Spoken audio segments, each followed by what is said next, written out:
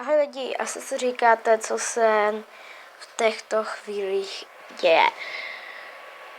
Vypadá to, že skončím z YouTube prostě s počítačem a s takovýma elektrickýma věcma. Z toho důvodu nemám moc čas a taky nevím, proč mi nešli vydávat prostě videa na YouTube, prostě nevím, já jsem chtěl dát pauzu a teď furt mě padá YouTube, když to nahrávám a prostě to nejde nahrát a nevím z jakého důvodu. Asi autorský práva, ale to ještě nevím. Musím se na to podívat a pokud nevyjde žádný video, tak prostě máte smůlu. No a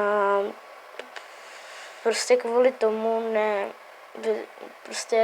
jsem nevydávala tyhle videa, protože nemám ani na to náladu to natáčet, proto ani v neděli nevyšlo nějaký video, který mělo. Asi jste si říkali proč a tady je odpověď, no. Takže bylo to jenom takový krátký informační video a já se s vámi loučím, ahoj.